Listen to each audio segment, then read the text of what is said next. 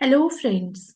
Welcome back to my channel economics with Deepti. आज के session में मैं आपके साथ डिस्कस करूंगी Kaldor model of economic growth, या हम इसको क्या कहते हैं, it is also known as the Kaldor model of income distribution. देखिए, जब हम कैल्डर के थियरी के बारे में बात करते हैं तो इसका दूसरा नाम आपको पता होना चाहिए। It is also known as the theory of income distribution. अब हम इसको इनकम डिस्ट्रीब्यूशन की थियरी क्यों कहते हैं, पहले मैं आपको ये बताऊंगी, फिर हम मॉडल के ऊपर आएंगे। देखिए, कैल्डर अपनी थियरी में बोलते हैं कि जो टोटल इनकम है वो हम डिवाइड करते हैं between the working class in the form of wages and the capitalist class in the form of profit. तो यहाँ पे जो ओवरऑल इनकम है, टोटल इनकम है, उसको डिवाइड करने की बात की जाती है between the two classes. That's why जब आप कैल्डर की थियरी को देखते हैं तो वहां पे आपको दिखेगा, ये इनकम डिस्ट्रीब्यूशन दिखेगी। दैट्स वाई हम इसको बोलते हैं Calder model of income distribution. अब थियरी स्टार्ट करने से पहले आई रिक्वेस्ट कि अगर अभी तक आपने चैनल को सब्सक्राइब नहीं किया then please subscribe my channel, और साथ ही अगर आपको लगता है ये वीडियोस आपके लिए वैल्यूएबल है then please like share subscribe and comment. और साथ ही मेरा Telegram channel economics with Deepti, उसको भी ज्वाइन करिए। और यहाँ पे जितना भी हम व्हाइट बोर्ड डिस्कशन करेंगे इसकी पीडीएफ में आपके साथ वहां पे टेलीग्राम ग्रुप के अंदर शेयर कर दूंगी। तो यहाँ पे कैल्डर थियरी स्टार्ट करते हैं। सबसे पहले जब हम कैल्डर थियरी के बारे में बात करते हैं तो हमें पता होना चाहिए कैल्डर की थियरी कौन सा स्कूल ऑफ इकोनॉमिस्ट है जिससे ये थियरी बिलोंग करती है। कैल्डर की जो थियरी है ये कहाँ से बिलोंग करती है, it belongs to the Cambridge economist. Cambridge economist ने क्या किया, जब ग्रोथ थियरीज हम पढ़ते हैं, चाहे कैल्डर की थियरी हो चाहे पेसिनिटी की थियरी हो, तो यहाँ पे कैम्ब्रिज इकोनॉमिस्ट ने क्या किया, they have tried to solve the problem of discrepancy between warranted rate and the natural growth rate. Normally हम लोगों को क्या देखने को मिलता है, हमें देखने को मिलता है कि एक ना कहीं डिफरेंस रहता है between the warranted growth rate and the natural growth rate. अब जो कैम्ब्रिज इकोनॉमिस्ट है, इन्होंने यही जो डिफरेंस है between the warranted growth rate and the natural growth rate, इसको सॉल्व करने की कोशिश की। इन्होंने क्या किया, दे हैव, ये लिख लेना आप लोग, they have tried to solve the problem of discrepancy between the warranted growth rate and the natural growth rate. अब यहाँ पे इन्होंने क्या बोला, किस तरीके से ये वारंटेड ग्रोथ रेट और नेचुरल ग्रोथ रेट के बीच का डिफरेंस सॉल्व किया जाए। इन्होंने बोला इसके लिए हमें क्या चाहिए, इसके लिए हमें क्या चाहिए, हमें जो सेविंग रेशो है, आपको पता है ग्रोथ रेट जब हम निकाल रहे थे, जैसे हैरोडोमर में हमने ग्रोथ रेट निकाला, तो वहां पे हमारे पास क्या था, growth rate is equal to saving rate divided by capital output ratio. तो यहाँ पे जब कैल्डर की थियरी हम पढ़ते हैं तो इन्होंने बोला कि हमें इस सेविंग रेट को एडजस्ट करना पड़ेगा। हमें क्या करना पड़ेगा, to solve the problem of discrepancy between the warranted growth rate and the natural growth rate, हमें इस सेविंग रेट को क्या करना पड़ेगा, एडजस्ट करना पड़ेगा। अगर हम इस सेविंग रेट को एडजस्ट कर लें, जितना हमें रिक्वायर्ड है उतना हम सेविंग रेट अचीव कर लें, तो उस समय ये जो डिफरेंस है between the warranted growth rate और नेचुरल ग्रोथ रेट, वो क्या हो जाएगा, वो डिफरेंस जो है वो खत्म हो जाएगा। इन्होंने बोला जो सेविंग रेट है बेसिकली वो इफेक्ट करता है कि कितना इनकम जो है वो सेव होगा। ठीक है, मैं भी आपको समझाऊंगी, लेटर ऑन हम देखेंगे तो आपको ज्यादा अच्छे से क्लियर होगा। तो यहाँ पे कैल्डर ने बताया अपनी थियोरी में, जो सेविंग रेट है बेसिकली ये इफेक्ट करता है कि हमारी हाउ मच इनकम सेव होगा और कितना री इन्वेस्ट होगा इन द इकोनॉमी। और जो री इन्वेस्ट होता है इकोनॉमी में बेसिकली आपको पता है वही इन्फ्लुएंस करता है वारंटेड ग्रोथ रेट को। तो इनका जो मेजर फोकस था वो किस पे था, वो था to adjust the saving rate in the economy. Clear. तो अगर आपको बेसिक पूछा जाए कि कैल्डर का मॉडल बोलता क्या है, नंबर वन, कैल्डर का मॉडल हमें बताता है कि किस तरीके से इनकम डिस्ट्रीब्यूट की जाएगी between between the income distribute की जाएगी between the working class and the capitalist class, number one. Number two, ये मॉडल हमें बताता है कि किस तरीके से हमें जो वारंटेड ग्रोथ रेट और नेचुरल ग्रोथ रेट के बीच में डिस्क्रिपेंसी है उसको सॉल्व किया जाए। उसको सॉल्व करने के लिए इन्होंने क्या बोला, इन्होंने बोला हमें क्या करना है इकोनॉमी में, हमें एडजस्ट करना है सेविंग रेट को, क्योंकि सेविंग रेट ही अल्टीमेटली हमें बताता है कि कितना इनकम में से, how much income is save. ठीक है, क्योंकि आपको पता है saving rate is basically what, saving rate is the margin propensity to save.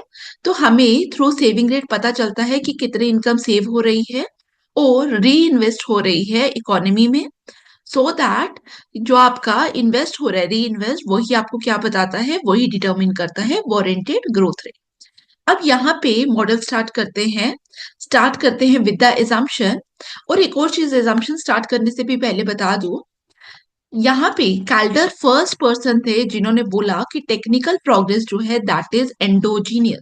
Technical progress क्या है, इट इज एंडोजीनियस। हम लोग कैल्डर से पहले क्या बोलते थे, कैल्डर से पहले बोलते थे कि जो टेक्निकल प्रोग्रेस है that is exogenous. But Calder ने बोला कि जो टेक्निकल प्रोग्रेस है वो क्या है, दैट इज एंडोजीनियस, वो विद इन द सिस्टम है। ठीक है, इससे और लेकिन एक और चीज याद रखना, जब भी आप ऑब्जेक्टिव सॉल्व करेंगे एक और चीज याद रखना। अब यहाँ पे ऑल्दो कैल्डर ने बोला कि technical progress is endogenous, but it doesn't mean कि जो कैल्डर का मॉडल है वो हम एंडोजीनियस ग्रोथ थियरी में पढ़े। एंडोजीनियस ग्रोथ थियरी अलग से पढ़ी जाती है। ये जो थियरी है इसमें सिर्फ कैल्डर ने पॉइंट बोला कि टेक्निकल प्रोग्रेस इज एंडोजीनियस। इससे पहले बोलते थे जैसे नियो क्लासिकल सोलो भी बोलते थे कि जो टेक्निकल प्रोग्रेस प्रोग्रेस है दैट इज एक्सोजीनियस। लेकिन टेक्निकल प्रोग्रेस को एंडोजीनियस फर्स्ट टाइम बोला ऑल्दो कैल्डर ने, लेकिन इसको हम एंडोजीनियस ग्रोथ थियरी के अंदर नहीं पढ़ते। Now start with the assumption. Assumptions जो है वो बहुत इंपॉर्टेंट है, और इसके लिए फिर से जो बुक आपको रेफर करनी है वो कौन सी है, जयदेव सारखेल की बुक है, आपको फिर से वही बुक रेफर करनी है। इकोनॉमिक ग्रोथ बाय जयदेव सारखेल, इसमें आप लोगों को ये टॉपिक मिल जाएगा। एजम्पशंस के बारे में बात करें, जो वेरी बेसिक एजम्पशन है वो क्या है, नेचुरल रेट ऑफ ग्रोथ क्या है, कांस्टेंट है। Natural rate of growth constant है। अगर आप लोगों ने स्टार्टिंग में देखा भी, मैंने आपको क्या बोला, इन्होंने क्या किया, इन्होंने जो डिफरेंस है between the warranted growth rate and the natural growth rate उसको कम करने की कोशिश की। तो नेचुरल ग्रोथ रेट तो कांस्टेंट है। अब वारंटेड ग्रोथ रेट को इन्होंने क्या बोला, हम इफेक्ट कर सकते हैं थ्रू द सेविंग रेट। ठीक है, तो उसको कम करेंगे या उसको ज्यादा करेंगे जब तक हम नेचुरल ग्रोथ रेट के बराबर नहीं पहुंच जाए। तो आप लोगों को समझ आया कि किस तरीके से थ्रू सेविंग रेट वारंटेड और नेचुरल ग्रोथ रेट का डिफरेंस खत्म किया जा सकता है। दूसरा point, marginal propensity to save of working class or workers, it is less than marginal propensity to save of capitalist। इसका कहने का मतलब क्या है, out of the total income जो वर्कर अर्न कर रहे हैं, जो वर्कर अर्न कर रहे हैं total income, y is equal to W, y is equal to C plus S होता है। वर्कर क्या कर रहे हैं, वर्कर जितना अर्न कर रहे हैं उसमें से सेव कम कर रहे हैं as compare to the capitalist class. इसका मतलब वो क्या करेंगे, वो कंज्यूम ज्यादा करेंगे। अगर हम यहाँ पे बोल रहे हैं MPS of worker is less than MPS of capitalist, इसका मतलब क्या है, आपकी जो वर्किंग क्लास है वो ज्यादा क्या कर रही है, they are consuming more out of their total income, वो क्या करेगी, वो ज्यादा कंज्यूम करेगी। Number 3, capitalist output ratio, sorry capital output ratio, capital output ratio यहां पे डिनोट किया गया कैपिटल आउटपुट रेशो को न्यू से। आप चाहे न्यू से डिनोट करें, चाहे आप सी से डिनोट करें, it is up to you. Capital output ratio nu is assume to be constant, is assume to be constant.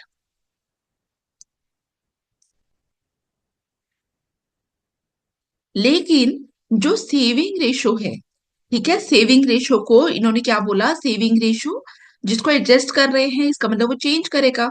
Saving ratio S, इसको क्या बोला, इट इज वेरिएबल। ये क्या है, वेरिएबल है। नंबर 5, जब आप एजम्पशंस के बारे में बात करते हैं तो कैल्डर ने फुल एम्प्लॉयमेंट की एजम्पशन को उठाया। फुल एम्प्लॉयमेंट की एजम्पशन को यहाँ पे कैल्डर ने अपने मॉडल के अंदर इनकॉर्पोरेट किया। अब जब कैल्डर का मॉडल हम पढ़ते हैं, जब हम कैम्ब्रिज स्कूल के बारे में बात करते हैं, तो इन्होंने कीन्स की इक्वेशन ली। इन्होंने कीन्स क्या बोलते थे, कीन्स अपनी थियरी में बोलते हैं I is equal to S, investment is equal to saving. तो इन्होंने भी क्या किया, इन्होंने वाइल डिस्कसिंग देयर थियरी, इन्होंने भी किनीशियन फ्रेमवर्क को लिया। किनीशियन फ्रेमवर्क में हमने हमेशा देखा आई जो है वो क्या है, it is equal to S. अब यहाँ पे जब आप टोटल सेविंग्स के बारे में बात करोगे, total savings it is equal to, जब इकोनॉमी में हम बात कर रहे हैं कि हमारे पास दो क्लासेस है, कौन कौन सी, वर्किंग क्लास और कैपिटलिस्ट क्लास, तो टोटल सेविंग क्या होगी, total saving is equal to जो कैपिटलिस्ट क्लास सेव करेगी सेविंग बाय कैपिटलिस्ट, प्लस यहाँ पे हम लोग क्या लिखेंगे, प्लस सेविंग बाय लेबरर या working class saving by workers. अब इसको ध्यान से सुनना, जब हम सेविंग बाय कैपिटलिस्ट लिख रहे हैं तो कितना सेव करेंगे कैपिटलिस्ट, कैपिटलिस्ट क्या अर्न कर रहा है, कैपिटलिस्ट अर्न कर रहा है प्रॉफिट। तो आउट ऑफ टोटल प्रॉफिट उनका उनका मार्जिनल प्रोपेंसिटी टू सेव क्या है, ठीक है। तो यहाँ पे हम क्या लिखेंगे, marginal propensity to save of the capitalist class, जिसको मैं डिनोट कर रही हूँ एस पी से, मल्टीप्लाई बाय पी। मतलब टोटल प्रॉफिट को हम मल्टीप्लाई करेंगे मार्जिनल प्रोपेंसिटी टू सेव से, प्लस वर्किंग क्लास का अगर मुझे लिखना है तो मैं क्या करूंगी, S W, that is marginal propensity to save of the working class into W. ठीक है, जैसे अगर मैं आपको समझाऊं, अगर मैं बोल रही हूँ कि जो आपका कैपिटलिस्ट है, कैपिटलिस्ट अर्न कर रहा है लेट से 200 रुपए in the form of profit, वो 200 रुपए अर्न कर रहा है, और out of their total income जब हम एमपीएस कैलकुलेट कर रहे हैं फॉर द कैपिटलिस्ट क्लास, तो हम देख रहे हैं 20% क्या कर रहा है वो, 20% वो क्या कर रहा है, सेव कर रहा है। तो 20%, इसका मतलब टोटल सेविंग कैपिटलिस्ट क्लास के द्वारा कितनी होगी, it is equal to 40 rupees, 40 rupees save करेगा। तो हम लोगों ने कैसे निकाला, by multiplying margin propensity to save with the profit. Likewise अगर हमें वर्किंग क्लास का निकालना होगा कि कितना सेव कर रही है वर्किंग क्लास, तो हम देखेंगे वर्किंग क्लास जो पैसा मिल रहा है that is wages multiply by marginal propensity to save of the working class. Clear, तो ये हमारे पास इक्वेशन आ गई, S is equal to S P P plus S W W. मैं मार्क कर लेती हूँ इसको इक्वेशन 1। अब हमारे पास टोटल सेविंग पता चल गई। अब मैंने आपको बताया कि यहाँ पे कैल्डर क्या बोलते हैं कि जो टोटल इनकम है that is equal to W plus P. Total income economy के अंदर क्या है, W plus P. This implies Y is equal sorry this implies this implies W is equal to Y minus P. हम लोगों ने W is equal to Y minus P यहाँ पे क्यों किया, बिकॉज अगर आप इक्वेशन 1 को नोट करेंगे, यहाँ पे इक्वेशन 1 को नोट करेंगे, equation 1, this implies saving is equal to, मेरे पास क्या है, मेरे पास P है और W है। तो अगर आप यहाँ पे देखें, मैंने W को in terms of y reduce कर लिया, तो मैं यहाँ पे W की जगह y माइनस पी सब्सटीट्यूट कर सकती हूँ। तो S P P plus S W Y minus P. तो अगर आप देखेंगे, अब मेरी पूरी इक्वेशन में W नहीं है, मेरे पास सिर्फ क्या आ गया, मेरे पास सिर्फ प्रॉफिट आ गया यहाँ पे। तो this implies S is equal to S P P plus S W Y minus S W P. This implies S is equal to P S P minus S W plus S W Y. ठीक है, मैं अभी आपको बताऊंगी कि मैंने इस तरीके से मैं क्यों कर रही हूँ, जहां पे मुझे स्टेप आपके साथ डिस्कस करना होगा वो हम साथ साथ देखेंगे। और आप लोगों को जितना भी मैथमेटिकल हम लोग करते हैं वो आप लोगों को नोट करना है, ठीक है। दिस इंप्लाइज, हमने क्या देखा, हमने किनेशियन फ्रेमवर्क से क्या लिखा, आई इज इक्वल टू एस। तो ये चीज मैं इसको स्टार मार्क कर लूं, तो मैं आई एस की जगह क्या कर सकती हूँ, एस की जगह मैं आई लिख सकती हूँ, I is equal to P S P minus S W plus S W Y. Clear यहां तक। मैंने एस की जगह आई क्यों लिखा, बिकॉज स्टार से मेरे पास क्या था, एस इज इक्वल टू आई, जो किनीशियन फ्रेमवर्क से इक्वेशन बोरो की किसने, कैल्डर ने। This implies I divided by Y, ये स्टेप देखना मैं अभी आपको समझाऊंगी। P S P minus S W upon Y plus S W. हमने क्या किया, हमने दोनों साइड पे y से डिवाइड किया। y से क्यों डिवाइड किया? बिकॉज हम लोगों को क्या चाहिए, हमें p बाय वाई चाहिए। हम जानना चाहते हैं out of the total income हमारा प्रॉफिट पे कितना, क्या प्रॉफिट का क्या शेयर है। हम लोग p बाय वाई क्यों कैलकुलेट करना चाहते हैं? बिकॉज हम जानना चाहते हैं प्रॉफिट का कितना शेयर है टोटल इनकम में। अगर आपका इनकम 100% है, इसमें से कितना परसेंट जो है वो प्रॉफिट्स हैं और कितना परसेंट क्या है, वेजेस है। That's why we want to calculate P by Y. इसीलिए हमने क्या किया, डिवाइड किया both side by Y, divide both side by Y. This implies, अब हम लोग क्या करेंगे, हमें पी बाय वाई कैलकुलेट करना है, तो इसको सेपरेट करिए। P by Y S P minus S W is equal to I upon Y minus S W. This implies, मुझे क्या चाहिए, मुझे पी बाय वाई चाहिए, तो मैं इसको सेपरेट करूंगी। It is equal to I upon Y minus S W whole divided by S P minus S W. Clear यहां तक? अब मेरे पास p बाय वाई की ये वैल्यू आई, ठीक है। अगर मैं i बाय वाई को अलग कर दूं, this implies p by Y is equal to I upon y divided by SP minus SW minus SW upon SP minus SW। तो मेरे पास ये वैल्यू आ गई किसकी, P बाय वाई की। मतलब मेरी इनकम के अंदर प्रॉफिट का क्या शेयर है, इस फॉर्मूला से मैं कैलकुलेट कर सकती हूँ। देखिए, अब आपको एग्जाम में फॉर्मूला एज सच कोई भी नहीं पूछेगा, ठीक है, लेकिन आपको पता होना चाहिए। पता क्यों होना चाहिए? बिकॉज अगर आप इसको देखेंगे तो आपको पता चलेगा कि मेरा प्रॉफिट शेयर कैल्डर के मॉडल के अकॉर्डिंग हमारा जो प्रॉफिट शेयर है पी बाय वाई, वो किस पे डिपेंड कर रहा है, it directly depends upon I by Y. ठीक है, ये डिपेंड कर रहा है डायरेक्टली आई बाय वाई पे। इसका मतलब इन्वेस्टमेंट का कितना शेयर है इनकम पे, उस पे मेरा प्रॉफिट डिपेंड करने वाला है। अगर मैं इन्वेस्ट ज्यादा करूंगी तो मेरा प्रॉफिट ज्यादा होगा। ठीक है, तो P by Y is directly proportional to I by Y.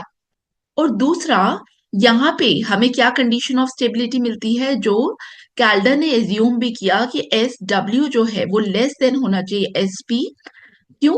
Because अगर आप यहाँ पे देखेंगे, अगर मेरा एस डब्ल्यू ग्रेटर देन हो जाएगा तो ये चीज नेगेटिव आ जाएगी। ठीक है, डिनोमिनेटर मेरा क्या आ जाएगा, नेगेटिव आ जाएगा, और profit share can't be negative. आप एक इसको इस तरीके से समझ सकते हैं। इसको हम क्या बोलते हैं, it is condition of stability. क्या बोलेंगे आप इसको? Condition of stability in the Kaldor model. ठीक है, और याद रखना, जब हम कैल्डर मॉडल के बारे में बात करते हैं, हम हमेशा बात करते हैं margin propensity to save less than होना चाहिए margin propensity to save for the capitalist class. ठीक है, वर्किंग क्लास की जो मार्जिन प्रोपेंसिटी टू सेव है वो कम होनी चाहिए कैपिटलिस्ट क्लास की। बिकॉज कैल्डर बोलते हैं कि जो वर्किंग क्लास है उनको क्या करना चाहिए, उनको ज्यादा से ज्यादा क्या करना चाहिए, कंज्यूम करना चाहिए, सो दैट जो आपका जो मार्केट के अंदर डिमांड आएगी, इनकम जनरेट होगी फॉर द कैपिटलिस्ट क्लास ज्यादा, और वो ज्यादा से ज्यादा इन्वेस्ट करेंगे इकोनॉमी में। ठीक है, अगर इसका रिवर्स हो जाए, अगर समहाउ एस डब्ल्यू इफ, ठीक है, ये होगा नहीं, ये सिर्फ मैं आपको बता रही हूँ। ठीक है, ये होना नहीं चाहिए, इसलिए मैं क्रॉस लगा रही हूँ यहाँ पे। इफ एस पी क्या हो जाए, लेस देन एस डब्ल्यू हो जाए, तो इसका मतलब क्या होता है, इसका मतलब है इकोनॉमी में इन्वेस्टमेंट फॉल करेगा। बिकॉज आप जो आपकी कैपिटलिस्ट क्लास है उसके पास सेविंग नहीं बचेगी, सेविंग कम है as compare to the working class. उसकी अगर सेविंग कम होगी तो उसके पास इन्वेस्टमेंट करने के लिए पैसा कम है। इन्वेस्टमेंट कम करने के लिए पैसा कम हो गया, तो इसका मतलब यहाँ पे ग्रोथ रेट हमारा फॉल कर जाएगा। क्लियर? तो आप लोगों को ये पता होना चाहिए। और दूसरा हमारे पास यहाँ पे क्या होता है, rate of profit, that is P upon के। पी अपॉन ए को मैंने के को मैंने क्या बोला, it is the rate of profit. Basically जब हम रेट ऑफ प्रॉफिट के बारे में बात करते हैं तो हम लोग क्या देखते हैं कि जितना हम लोगों ने कैपिटल इन्वेस्ट किया, उस कैपिटल को इन्वेस्ट करने के बाद हमने कितना परसेंटेज ऑफ प्रॉफिट अर्न किया। एक एग्जाम्पल से समझाती हूँ। लेट से आप लोगों ने $100 की कैपिटल इन्वेस्ट की। जब आपने $100 की कैपिटल इन्वेस्ट की, तो वहां पे लेट से आपको उसके बाद क्या मिला, $10 का आपको क्या मिला, प्रॉफिट अर्न करने को मिला। इसका मतलब rate of profit that is P divided bye के कितना हो गया, इनटू 100%। ठीक है, तो यहाँ पे मेरे पास क्या आ जाएगा, मेरे पास आ गया, इट कम्स टू बी 10%। तो rate of profit is equal to 10%। तो हमारे पास क्या आ गया, पी अपॉन के की वैल्यू 10%। क्लियर। तो रेट ऑफ प्रॉफिट आपको पता चला कि आपने कितना इन्वेस्ट किया, उस इन्वेस्टमेंट के बाद आपको कितना रिटर्न मिला। और हम इसको क्या बोलते हैं, जब रेट ऑफ प्रॉफिट के बारे में बात की जाती है, ये हमें बेसिकली क्या बताता है, it shows the return on investment, return on investment. अब वापिस से आप लोग पी पे आइए। जो मैंने इक्वेशन आपके साथ सॉल्व की थी, यहां पे अगर आप इस इक्वेशन पे आइए, ठीक है, आप लोगों ने लिखा यहां तक। इस इक्वेशन से अगर मैं सिर्फ पी निकालूं, ठीक है, आप यहां से पी कैलकुलेट करना, तो आपके पास पी आ जाएगा, P comes to be equal to I minus SWY divided by SP minus SW। आपको कुछ नहीं करना, आपको जस्ट कैलकुलेट करना है वैल्यू ऑफ P। ठीक है, जब आप कैलकुलेट करेंगे वैल्यू ऑफ P, तो आपके पास ये वैल्यू आएगी। हमने क्या बोला, P बाय वाई तो हमने निकाल दिया। अगर मुझे रेट ऑफ प्रॉफिट निकालना है, तो मेरे पास क्या आ जाएगा, P upon K is equal to 1/SP minus SWI upon K minus SW divided by SP minus SWY upon K. तो मेरा रेट ऑफ प्रॉफिट किस किस पे डिपेंड करता है, आई अपॉन के पे और वाई अपॉन के पे डिपेंड करता है। यहां तक आप सबने लिखा। अब हम दो इंपॉर्टेंट प्रोपोजिशन के बारे में बात करते हैं कैल्डर मॉडल के अंदर। तो कैल्डर थियरी के बारे में अगर हम बात करें, तो यहाँ पे हमें दो चीजें देखनी होती है, अभी देखेंगे।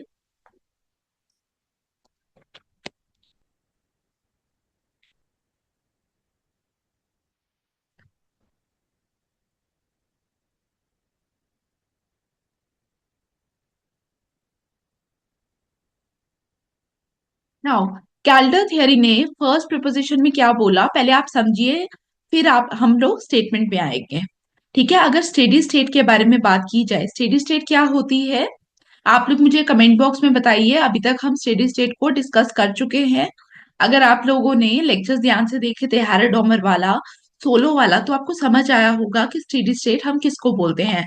तो यहाँ पे कैल्डर ने बोला कि जब हम स्टेडी स्टेट के बारे में बात करते हैं, हमने क्या बोला, कोई भी डिस्क्रिपेंसी नहीं होनी चाहिए between the warranted growth rate and the natural growth rate.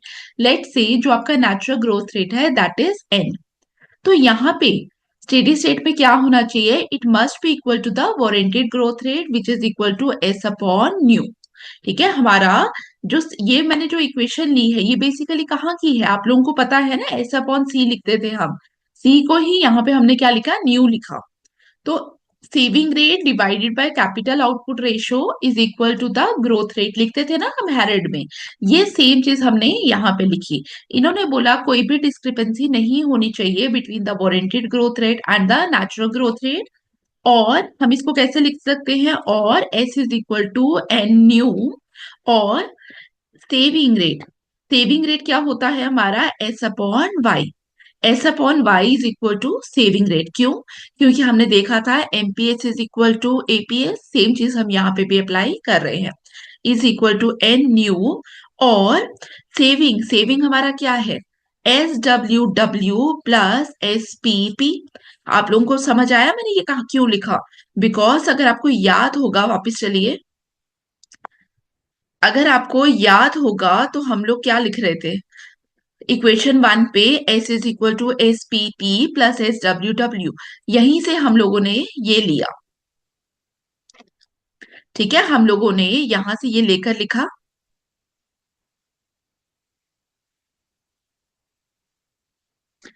Divided by Y, divided by Y is equal to N nu. ठीक है, क्लियर यहाँ तक हमने कुछ अलग नहीं किया। और अब हम y को अलग अलग कर लेंगे, S W W divided by y plus S P P divided by y is equal to N nu. ठीक है, दिस इंप्लाइज, अगर मैं आगे सॉल्व करूं इसको, मेरे पास क्या आ गया, मेरे पास क्या था, y is equal to W plus P. यहां से मैं w की वैल्यू ले सकती हूँ, w is equal to Y minus P.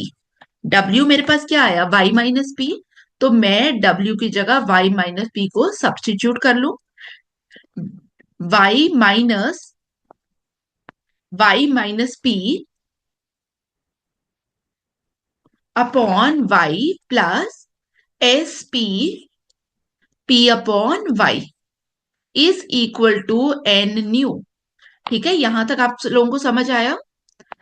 और अगर हम इसको और सिंप्लीफाई करें, एस डब्ल्यू माइनस, मेरे पास आ जाएगा,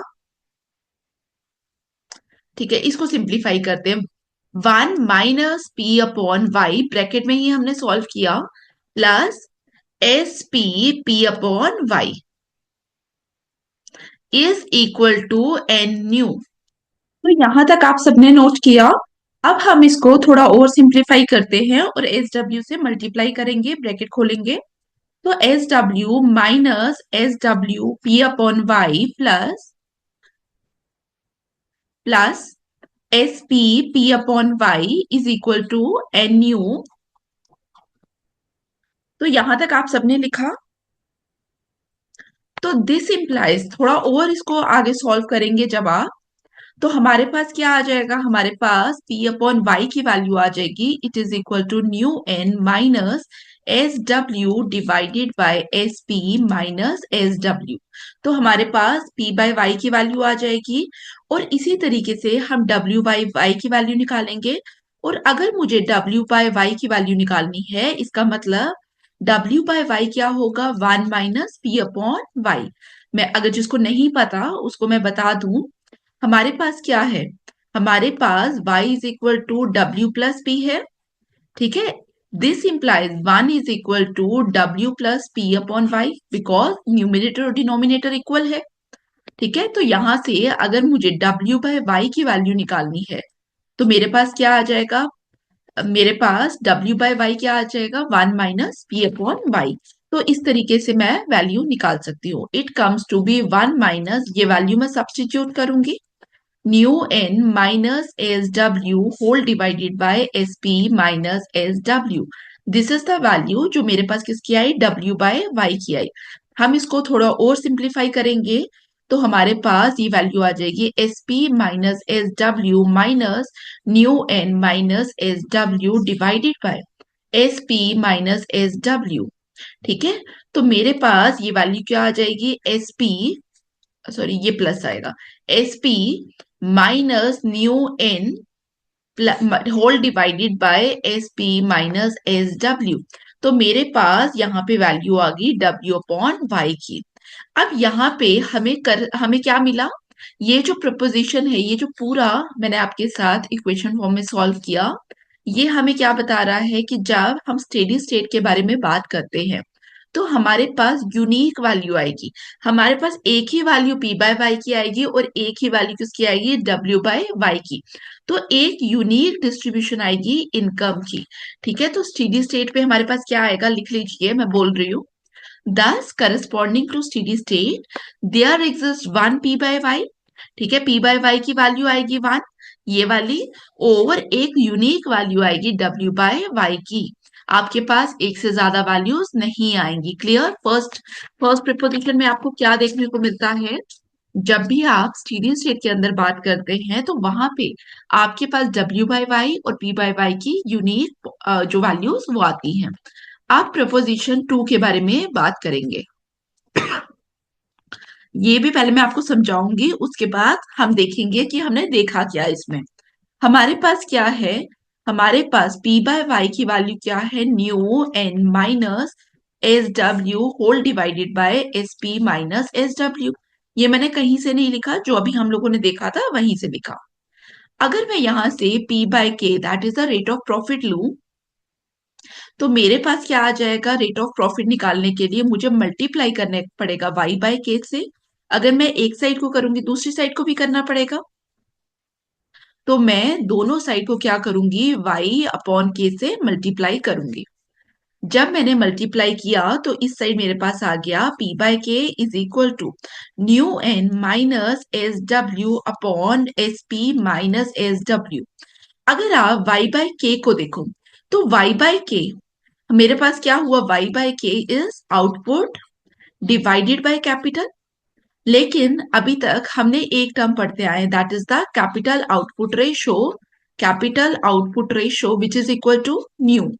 तो इसका मतलब न्यू क्या हो जाएगा, nu is equal to K upon Y. तो इसका मतलब ये क्या है, it is equal to one upon nu. तो मैं इसकी जगह क्या लिख सकती हूँ, वन अपॉन न्यू। तो यहाँ पे हम क्या कर लेते हैं, हम इसको और सिंप्लीफाई करेंगे तो हमारे पास आएगा N minus S W upon nu divided by S P minus S W. ठीक है, तो मेरे पास क्या आ गया, ये वैल्यू आ गई पी बाय के की। अब वापिस से आप देखिए पी बाय के की भी हमारे पास एक यूनिक वैल्यू आई। तो हमें दूसरी प्रोपोजिशन क्या बताती है कि स्टेडी स्टेट में अगर हम हैं, स्टेडी स्टेट के अंदर है अगर हम, तो हमारे पास एक यूनिक रेट ऑफ प्रॉफिट रहेगा। ठीक है, अगर आप स्टेडी स्टेट में आना चाहते हैं तो हमारे पास एक यूनिक रेट ऑफ प्रॉफिट रहता है उस पर्टिकुलर पॉइंट ऑफ टाइम पे। तो इसको आप कैसे लिखेंगे, करस्पॉन्डिंग टू प्रोपोजिशन सेकेंड ने आपको क्या बताया, corresponding to steady state, corresponding to steady state there exist a unique rate of profit, unique rate of profit required to achieve the steady state. Clear. तो ये था आपका कैल्डर का model. और क्लास छोड़ने से पहले दो पॉइंट्स और लिख लीजिए। नंबर वन, ये पॉइंट्स मैं आपको इसलिए बता रही हूँ, मे बी कहीं भी आपको क्वेश्चन पूछे ऑब्जेक्टिव में तो आपको काम आ जाए। पी बाय के जो रेट ऑफ प्रॉफिट है वो 0 और 1 अपॉन न्यू के बीच में इसकी वैल्यू एग्जिस्ट करती है। और दूसरा जो सेविंग रेट है वो हमेशा इन बिटवीन होता है, किसके, एस डब्ल्यू और एस पी के। ठीक है, S is what, S is the aggregate saving ratio. Clear. अब यहाँ पे कुछ ऑब्जेक्टिव्स के बारे में बात करेंगे। तो ऑब्जेक्टिव्स में आपके साथ शॉर्ट्स में भी डिस्कस करूंगी। तो शॉर्ट में जैसे मैंने आज की क्लास में आपके साथ हैरोडोमर पे ऑब्जेक्टिव डिस्कस किया था, न्यूमेरिकल डिस्कस किया है। तो आप लोगों को चाहे शॉर्ट में ऑब्जेक्टिव में डिस्कस कर रही हूँ, चाहे थ्रू कम्युनिटी पोस्ट डिस्कशन हो रहा है या सेपरेट लेक्चर होगा, सबका लिंक आपको मेरे Telegram group economics with Deepti में मिल जाएगा। तो ज्वाइन करना मत भूलिए। Thank you for watching, see you in the next class. Thank you.